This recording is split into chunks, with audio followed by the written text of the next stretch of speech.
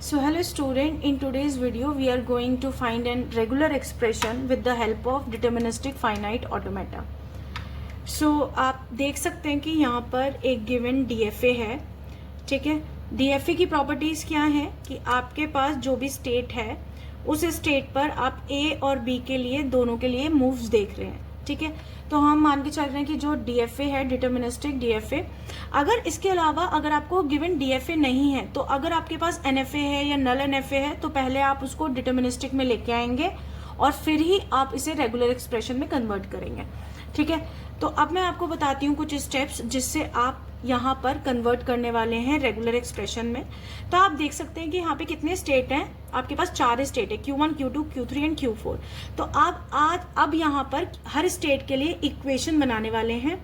क्योंकि Q1 आपकी initial state है, आप ये देखने वाले हैं स्टेट पर कि आप Q1 पर या जिस भी स्टेट के लिए आप इक्वेशन बना रहे हैं उस पर आप डायरेक्टली कैसे पहुंच रहे हैं। तो आप देखेंगे कि Q1 पर आप कैसे कैसे पहुंच सकते हैं, B इनपुट लेकर Q2 से, इसके अलावा Q3 से आप लेके जा सकते हैं A इनपुट, ठीक है। A लेकर आप Q3 से पहुंच रहे हैं Q1 पे। इसके अलावा और कोई भी मूव नहीं है जो आप Q1 पर रीच कर रहे हैं। तो आप क्या करने वाले हैं, Q1 पर जिस भी आप स्टेट से जो इनपुट लेके जा रहे हैं वो दोनों चीजें आपकी एंट्री होंगी। तो अब क्या ले रहे हो आप, B Q2, मतलब B इनपुट लेकर आप Q2 से मूव लिया और आप Q1 पे रीच करें, प्लस Q3 से आप कैसे पहुंच रहे हैं, A इनपुट लेकर, तो A Q3।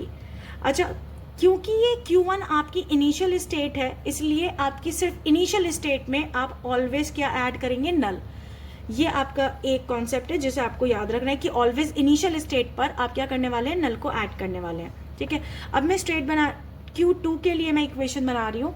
तो आप देखेंगे कि Q2 पे आप कैसे कैसे रीच कर सकते हैं। तो Q1 से आप A लेकर आ रहे हैं तो मैं लिख सकती हूँ A Q1, प्लस आप इसके अलावा और कैसे आ रहे हैं, Q4 से भी नहीं आ रहे, आप ये भी नहीं आ रहे, तो इसके अलावा और कोई भी पॉसिबिलिटीज नहीं है जो Q2 पे हम रीच करें। तो इक्वेशन 2।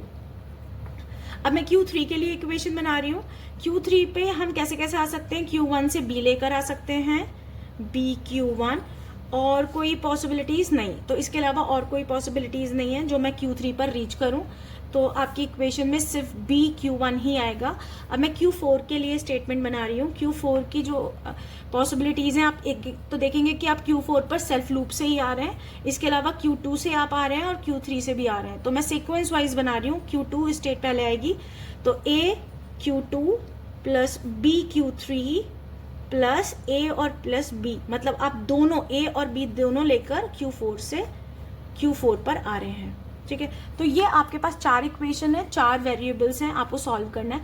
बट जो रेगुलर एक्सप्रेशन आपको एक्चुअल में क्या फाइंड करना है, आपको रेगुलर एक्सप्रेशन बनाना है गिवन DFA से।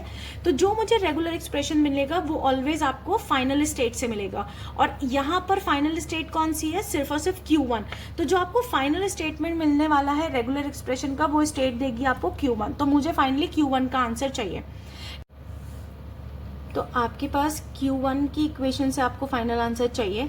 तो आप देखेंगे कि जो Q2 की इक्वेशन, आपके पास Q2 की वैल्यू है वो भी आपकी Q1 की टर्म में है और Q3 की वैल्यू भी आपकी Q1 की टर्म में है। तो आप क्या करने वाले हैं, Q2 और Q3 को रिप्लेस करने वाले हैं Q1 इक्वेशन में।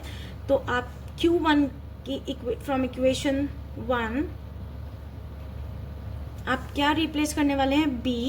Q2 की वैल्यू आप यहाँ पर रखने वाले हैं, तो क्या है, A Q1 plus A Q3 की वैल्यू भी आप Q1 की टर्म में रखने वाले हैं, तो B Q1 प्लस नल, ठीक है। अब आप इसे ओपन करेंगे तो क्या आएगा, B A Q1 plus A B Q1 plus null, ठीक है।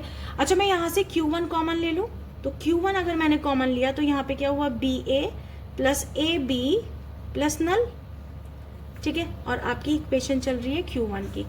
तो अभी मैं आपको पता है कि बाय यूजिंग आर्डेंस थ्योरम क्या बोलती है कि R इक्वल्स टू, अगर Q प्लस आर बी आपके पास इक्वेशन है तो उसमें आप रिप्लेस कर सकते हैं, उसका जो सॉल्यूशन होगा वो क्या होगा, Q P क्लीन क्लोजर, ठीक है। तो अगर मैं ये देखूं कि जहां पर R और R सेम है, तो आप देखेंगे कि R और R सेम है, तो जो भी रिमेनिंग पार्ट है क्या होगा, वो P। तो मैं बोल सकती हूँ कि P की वैल्यू क्या है, b a plus a b ठीक है, जो कि आपका नल नहीं होना चाहिए। और यहाँ पर Q क्या है आपका, Q क्या है, नल। ठीक है, इक्वेशन जैसे R इक्वल्स टू R के साथ P प्लस Q। ठीक है, तो मैं इसको रिप्लेस कर सकती हूँ किससे, R equals to Q। Q क्या है मेरा, नल, और P क्या है मेरा, ये वैल्यू। ठीक है, तो जो Q1 का आंसर आएगा वो क्या आएगा, Q क्या है, नल, कॉनकैटिनेशन BA प्लस AB का क्लीन क्लोजर। अच्छा, बाय आइडेंटिटी प्रॉपर्टी मैं बोल सकती हूँ कि Q की मल्टीप्लीकेशन किसी भी रेगुलर से करें तो हमारा आंसर क्या आता है, रेगुलर R ही आएगा। तो मैं बोल सकती हूँ कि जो Q1 का आंसर आएगा वो क्या आएगा, BA प्लस AB का क्लीन क्लोजर, क्योंकि मुझे Q1 ही मेरी फाइनल स्टेट है, तो यही मेरा आंसर होगा। तो इसके लिए अगर आपको गिवन DFA ये है तो रेगुलर एक्सप्रेशन क्या आएगा, Q1 का आपका आंसर जो कि है आपका BA प्लस AB का क्लीन क्लोजर। Thank you.